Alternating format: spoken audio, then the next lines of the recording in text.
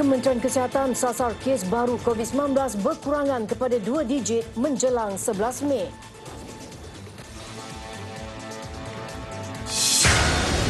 Sindiket saham palsu sasar pelabur Cina tumpas.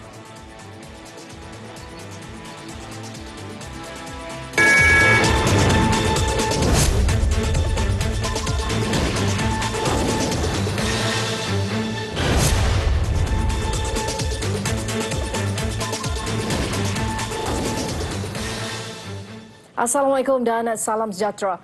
Akhirnya dan selepas beberapa bulan baru ada berita gembira. Kementerian Kesihatan KKM menjangkakan kes baru COVID-19 di negara ini berkurangan kepada 2 angka menjelang 11 Mei ini. Ketua Pengarah Kesihatan Tan Sri Dr. Noor Hisham Abdullah berkata, unjuran itu bersandarkan kepada kesan Perintah Kawalan Pergerakan PKP 2.0 yang dilaksanakan semula sejak 13 Januari lalu. Jelasnya, tempoh 2 minggu awal PKP 2.0 bertujuan untuk menstabilkan kes baru dan mengelak sebarang lonjakan kes. Kadar penularan kes jangkitan harian dijangka mula merekodkan penyusutan selepas lanjutan PKP pada 27 Januari ini. Kita jalankan PKP pada 13 Januari. Jangkaan kita mungkin memakan masa 2 minggu dulu dan sekarang ni kita telah pun lanjutkan sampai bulan Februari. Jadi kita jangkakan untuk 4 minggu. Kita tak nak panjangkan PKP. Kalau kita panjangkan PKP, mungkin akan terkesan ekonomi. Kita kena imbangkan kesihatan dengan juga ekonomi, life and livelihood. Jadi jalan jangkaan kita, kalau kita melaksanakan PKP untuk 4 minggu, iaitu sampai awal bulan Februari, lepas tu akan susuli dengan PKPB, iaitu dan bila kita menjalankan PKPB sehingga bulan mungkin dalam masa 3 bulan. Jadi dengan PKP dengan PKPB kita jangkakan pada bulan 5 kita akan turunkan kes hingga 2 digit. Itu yang jangkaan kita. Beliau berkata demikian pada sesi taklimat media darurat COVID-19 KKM secara maya siang tadi. Jelasnya, kadar kebolehjangkitan ketika ini berada pada paras 1.06 berkurangan daripada 1.2 direkodkan semalam dan dijangka turun kepada 1.0 esok. Dalam pada itu, sebanyak 3,048 lagi kes baru COVID-19 dilaporkan hari ini dengan jumlah kematian 11 orang. Ketua Pengarah Kesihatan Tan Sri Dr. Noor Hisham Abdullah berkata, Selangor mencatatkan kes harian tertinggi hari ini dengan 1,035 kes. Ini diikuti Johor dengan 529 kes serta Sabah sebanyak 348 kes. Sebanyak 13 kluster baru turut dikesan. Jumlah kes aktif dengan kebolehjangkitan 41,076 kes. 261 kes sedang dirawat di unit rawatan rapi ICU dan daripada jumlah itu terdapat 101 kes memerlukan bantuan pernafasan.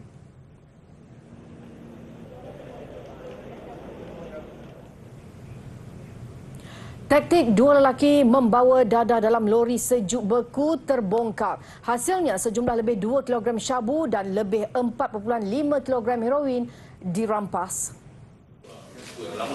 Ketua Polis Pahang, Datuk Seri Abdul Jalil Hassan berkata helak itu terbongkar selepas pihaknya menahan sebuah lori sarap muatan ayam sejuk beku di Pondok Pengawal Polis Bantuan Genting Highlands kira-kira jam 9.35 pagi Rabu lalu. Suspek dikatakan membawa ayam-ayam itu dari Lembah Klang. Bagi mengelak daripada disyaki, suspek mengemukakan surat kebenaran rentas negeri untuk menghantar bekalan ayam sejuk beku. Dia guna surat. Dia minta surat sebab dia mengatakan dia orang lori membawa bahan-bahan keperluan penting sejuk beku. Lori dia pun sejuk beku. Nilai pasaran barang terlarang itu dianggarkan lebih RM152,000. Pemandu dan klindan lori berusia antara 35 dan 39 tahun. Siasatan awal mendapati suspek terlibat dengan kegiatan pengedaran dadah di sekitar Bentong Pahang dan Lembah Klang. Suspek direman sehingga Khamis ini untuk siasatan lanjut. Kes disiasat ke Seksyen 39B Akta Dadah Berbahaya 1952. Polis Pulau Pinang menumpaskan satu sindiket pelaburan saham palsu yang mensasarkan pelabur dari negara China. Ketua Polis Negeri Datuk Syahabuddin Abdul Manan berkata, seramai 21 suspek termasuk 8 warga China dicekup dalam operasi itu. Modus operandinya sedikit ini menawarkan pelaburan saham atas talian yang disyaki tidak wujud melibatkan pelabur warga negara China. Sedikit ini berinteraksi dengan pelabur atau pemangsa menggunakan aplikasi WeChat bagi tawaran pelaburan, mengemaskini pelaburan dan urusan pembayaran. Operasi ini dijalankan di Malaysia untuk mengelakkan dikena hukuman mengikut undang-undang di negara China. Katanya suspek ditangkap dalam serbuan di 2 buah kediaman 3 tingkat di Batu Feringgi pada jam 7 malam Sabtu lalu. Siasatan mendapati sindiket itu baru aktif sejak 2 bulan lalu dengan menawarkan pelaburan saham secara dalam talian yang disyaki tidak wujud melibatkan mangsa warga Cina. Anggota sindiket yang ditahan dibayar gaji RM2,000 hingga RM4,000 sebulan. Siasatan turut mendapati setakat ini belum ada laporan polis diterima membabitkan mangsa daripada rakyat Malaysia.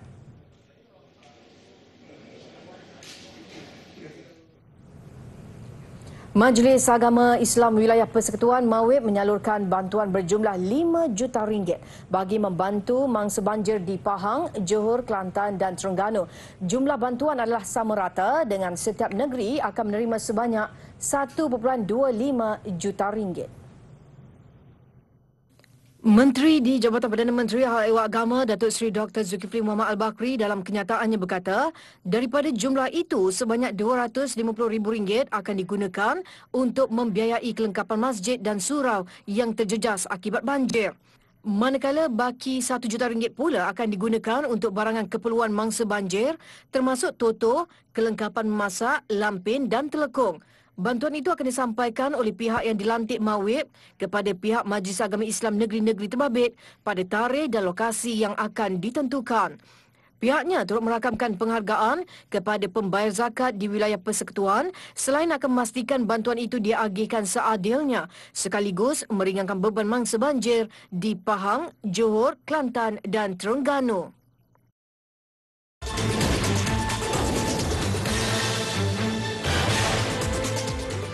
Bertemu kembali. Genap setahun pandemik COVID-19 melanda negara, Kementerian Kesihatan KKM tetap komited dalam melandaikan rantaian penularan pandemik itu. Dalam satu kenyataan di Facebook, KKM memaklumkan semua pengurusan tertinggi dan barisan hadapan kini sedang berjuang di hospital, pusat kuarantin dan rawatan COVID-19 berisiko rendah PKRC, pusat penilaian COVID-19 CAC dan klinik di seluruh negara. Mesyuarat Pusat Kesiapsiagaan dan Tindakan Cepat Krisis Kebangsaan CPRC Kebangsaan turut diadakan secara maya bersama pengarah kesihatan negeri di seluruh negara. Fokusnya bagi melihat kepada strategi dalam menangani COVID-19 dan memperkukuhkan 213 CAC di seluruh negara. KKM turut mengimbas kembali setahun penularan pandemik berkenaan serta pencapaian dalam menanganinya. Kes pertama COVID-19 membabitkan 3 warga Cina yang masuk ke negara ini melalui Johor dari Singapura. Selepas beberapa siri rawatan, pasukan COVID-19 Hospital Sungai Buloh mendapat pengiktirafan apabila menerima Anugerah Kesihatan Global 2020. Beberapa anugerah lain diterima KKM dalam menguruskan COVID-19 sekaligus memberi petanda KKM berada di landasan tepat dalam menangani wabak itu dan berjaya menangani gelombang pertama dan kedua virus itu pada tahun lalu. Bagaimanapun, Malaysia kini berdepan gelombang ketiga COVID-19 sejak akhir September tahun lalu. Sehingga semalam, jumlah kes positif sudah mencapai 183,801 kes dengan 678 kematian dan 141,446 kes sembuh direkodkan.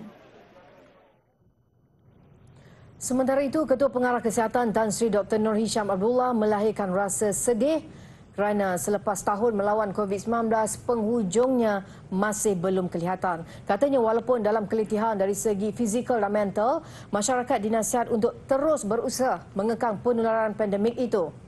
Beliau berkata demikian dalam catatan di Facebooknya. Orang ramai diminta memikul tanggungjawab menyelamatkan negara dengan mematuhi prosedur operasi standard SOP, memakai pelitup muka, sering cuci tangan dan mengamalkan penjarakan fizikal serta berada di rumah jika tidak mempunyai urusan penting.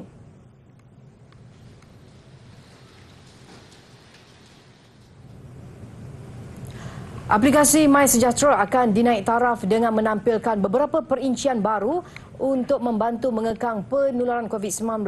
Ini termasuk pelancaran modul vaksin MySejahtera pada minggu ini. Sekarang versi MySejahtera adalah 1.0.25, right? Untuk program modul vaksin ni tidak perlu update app lah. Memang untuk apa-apa versi sekarang boleh digunakan, tetapi digalakkan untuk semua selalu update the app lah. Untuk makluman juga saya mungkin akan beri sedikit penerangan. Kita akan adakan update tidak lama lagi. Kemungkinan beberapa hari lagi kita akan keluarkan 1.0.26 ya. Itu untuk memantapkan lagi aplikasi MySejahtera dengan beberapa fitur baru. Menerusi modul vaksinasi MySejahtera, ia akan membantu KKM dari aspek pendaftaran, proses pemberian vaksin dan pemantauan individu yang divaksin. Mengulas lanjut, jelasnya perincian hotspot tracker MySejahtera yang menunjukkan bilangan kes positif jangkitan di satu-satu lokasi bukan bertujuan menimbulkan panik tetapi meningkatkan kesedaran masyarakat. Dan sehingga kini aplikasi MySejahtera dimuat turun lebih 27 juta pengguna termasuk tanggungan dengan 1.5 juta premis perniagaan berdaftar. Melalui ini juga sebanyak 11,891 kes dikesan positif jangkitan melalui perincian penilaian kendiri aplikasi itu, manakala 53,299 kes pula dikesan menerusi pengesanan kontak yang terdapat pada MySejahtera.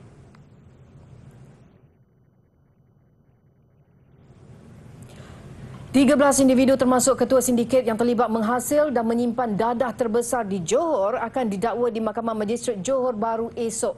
Ketua Polis Johor Datuk Ayub Han Maiden PC berkata 4 lagi suspek dibebaskan bagi dijadikan saksi pendakwaan. Dan kertas siasatan ini telah pun dirujuk kepada pengarah pendakwaan negeri Johor, tuan-tuan, dan kita telah pun mendapat keputusan, persetujuan untuk menuduh 8 daripada 17 suspek kita tangkap ni akan dituduh di bawah Seksyen 39B, tuan, atau adalah memberdaya 1952. Sementara 5 lagi, tuan-tuan, akan diambil tindakan di bawah Seksyen 3(1), tuan, atau adalah berbahaya, langkah-langkah pencegahan khas. Dan 4 suspek lagi, tuan-tuan, akan dibebaskan dan akan digunakan sebagai saksi pendakwaan. Menurut Datuk Ayub Han, polis masih memburu saki-baki anggota sindiket berkenaan.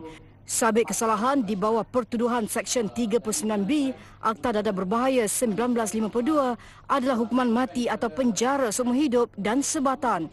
Manakala Seksyen 3(1) Akta Dadah Berbahaya langkah-langkah pencegahan khas 1985 boleh dikenakan tahanan di Pusat Pemulihan Akhlak selama 2 tahun dan perintah sekatan. Dadah-dadah itu dengan berat keseluruhan lebih 3.17 tan dirampas dalam siri serbuan antara 8 hingga 17 Januari lalu di sekitar Johor Bahru. Nilai dadah yang dirampas dianggarkan lebih 332 juta ringgit, tidak termasuk wang tunai 5.8 juta ringgit yang turut disita daripada mereka. Sindiket dipercayai mula aktif sejak tahun 2018. 4 lelaki yang dituduh melakukan provokasi terhadap anggota polis sewaktu kemalangan di Tanjung Tokong, Pulau Pinang pada 17 Januari lepas diperintah melakukan kerja-kerja amal selama 2 bulan. Magistrate Mahkamah Georgetown R. Menemani mengarahkan Syariza Anwar 38, Muhammad Safwan Akbar 29, Muhammad Hafiz Nasri Shah 28 dan Muhammad Daniel Arabia Muhammad Rafi 24 tahun menjalani perintah kehadiran wajib PKW 3 jam setiap hari. Hukuman itu diputuskan selepas mereka mengaku bersalah atas pertuduhan menggunakan kekerasan jenayah dengan cara membuat provokasi terhadap 3 anggota polis di simpang lampu isyarat Jalan Tanjung Tokong. Mereka dituduh mengikut Seksyen 353 Kanun Kesaan yang dibaca bersama Seksyen 34 Kanun Kesaan. Sementara itu, di mahkamah sama, 4 tertuduh bersama 3 lelaki yang lain iaitu Azizul Muhammad 45, Muhammad Idris Ayub 25 dan Danish Ikmal Muhammad Syafiq Samugam 20 diperintah membayar denda masing-masing RM700 atas pertuduhan melanggar Perintah Kawalan Pergerakan PKP di lokasi dan masa yang sama.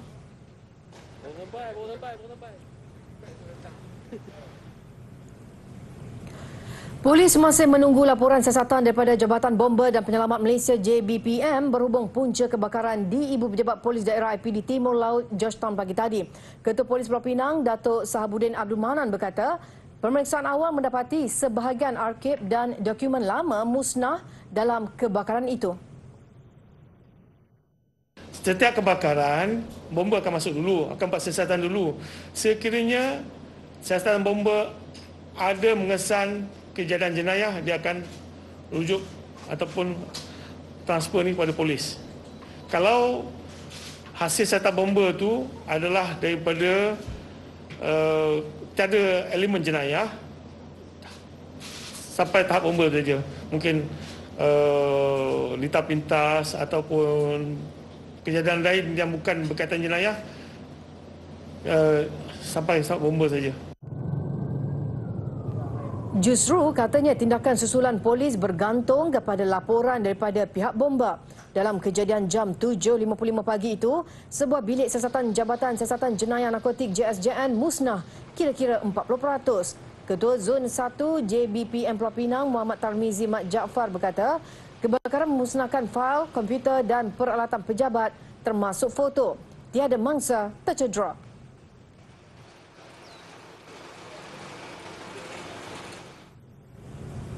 Baik, ciri khas segmen bijak belanja mencegah lebih baik daripada mengubati. Seperti yang selalu ditekankan, berada pada jarak fizikal sekurang-kurangnya 1 meter antara satu sama lain merupakan antara kaedah terbaik mencegah COVID-19.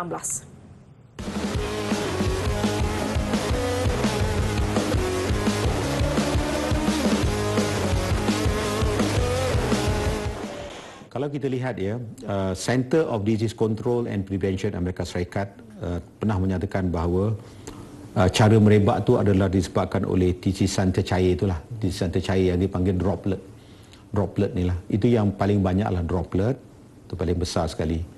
Dan oleh kerana saya sebut tadi cecair badan pun boleh juga kan, tetapi droplet tu antara yang paling utama lah. Sebab tu kita menggunakan mask droplet tadi.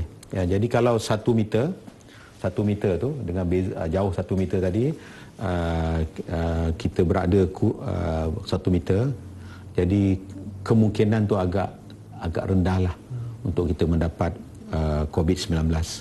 Walau bagaimanapun ya, kalau semata-mata berada dalam jarak 1 meter pun itu tidak memadai. Kita kena sertai juga dengan penutup muka, dan kita kena sertai juga dengan mencuci tangan atau memakai sanitizer. Tambah Datuk Dr. Raizat, kajian mendapati penjarakan fizikal 1 meter boleh meningkatkan kadar keselamatan daripada jangkitan COVID-19 sehingga 82%. Kenapa tadi jarakan 1 meter tu amat penting? Kenapa? Kita kena tengok apa contoh-contoh lah. Pertama, semasa di Korea Selatan. Semasa di Korea Selatan, di gereja tu, seorang saja yang positif di gereja tu. Sampai 2,000 lebih positif. Sebabkan oleh seorang yang positif. Oleh demikian, penjarakan tu amat penting. Dan kalau kita ingat, di Korea Selatan tu, pihak individu yang menularkan tu ingin disaman oleh anggota yang lain. Di sebalik beberapa kelonggaran yang diberikan ketika ini, kemudahan itu perlu diseimbangkan dengan pematuhan ke atas SOP bertujuan mencegah COVID-19. Sebarang kelekaan boleh memberi risiko kepada peluang kita untuk terus bekerja. Setiap meter tambahan tadi, kalau setiap 1 meter tambahan tadi, boleh menggandakan perlindungan. Itu yang bukan saya cakap, ini daripada majalah Lancet. Lancet mengatakan setiap 1 meter tambahan boleh menggandakan lagi perlindungan. Ingat, jangan sesekali gagal mematuhi SOP bertujuan mencegah COVID-19. Sesuai saranan mencegah lebih baik daripada mengubati, risikonya amat tinggi jika kita terkena COVID-19. Saya ulang lagi sekali, oleh kerana tak ada vaksin lagi sekarang. Satu-satunya vaksin yang ada buat masa ini yang kita tahu, sehingga vaksin keluar, Kerajaan Malaysia dah booking vaksin dah, sehingga vaksin itu sampai, buat masa ini, vaksin yang kita ada, penjarakan 1 meter. Vaksin yang kita ada adalah pakailah pelitup muka. Dan vaksin yang kita ada, cucilah tangan. Dan itulah dia. Segmen Bijak Belanja, TV9.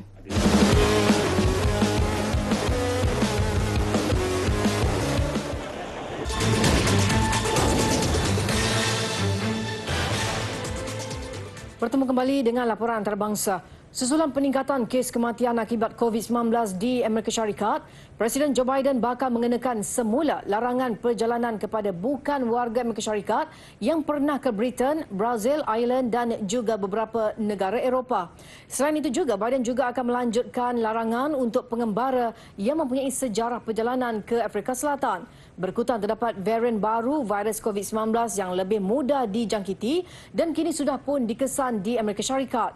Pentadbiran Biden juga telah mengetatkan langkah pemakaian pelitup muka dan mengarahkan mereka yang masuk ke Amerika Syarikat untuk menjalani kuarantin. Setakat ini lebih 25 juta kes COVID-19 direkodkan di Amerika Syarikat sejak pandemik itu dikesan dan menurut data Johns Hopkins University sebanyak 420,000 kematian direkodkan. The first one level with you, I promise you. And the brutal truth is that things are going to get worse. Di Berlin, Jerman, kebimbangan mengenai varian baru COVID-19 menjadikan sebuah hospital menghentikan kemasukan pesakit baru. Hospital Berlin's Vivante Humboldt telah mengesan 20 kes varian baru melibatkan pesakit dan juga kaki tangan hospital. Sehubungan itu, pihak hospital mengeluarkan arahan kepada 1,700 pekerjanya agar hanya membuat perjalanan dari rumah dan ke hospital sahaja. Ia bagi mengelak risiko penularan di luar rantaian sedia ada, terutamanya di tempat awam. Menurut ramalan seorang pakar virologis tempatan, Kristen Drosten, beliau menjangkakan virus varian baru yang dikenali sebagai B117 akan melonjakkan kes jangkitan sehingga 100,000 sehari di Jerman. Angka itu tidak mustahil dicapai jika perintah berkurung ditamatkan lebih awal. Setakat ini, kes harian tertinggi di Jerman sebanyak 30,000 kes, iaitu pada 18 Disember lalu.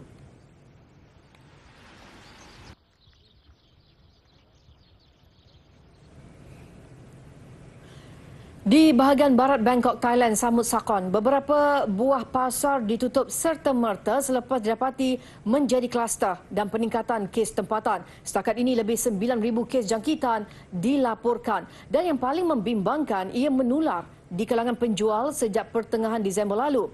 Pasar basah berkenaan yang menjual makanan laut itu juga menjadi tumpuan pekerja migran dari Myanmar. Operasi sanitasi juga dilakukan secara besar-besaran oleh pihak berkuasa. Di Austria, tiada pelitup muka berwarna, bercorak serta fabrik yang dibenar untuk diguna pakai. Orang awam dikendaki memakai pelitup muka jenis khas untuk yang digunakan oleh bidang perubatan FFP2. Kepatuhan dan keseragaman ini kami jadikan penutup berita TV9 malam ini. Saya Haji Hussein, salam hormat dan Assalamualaikum.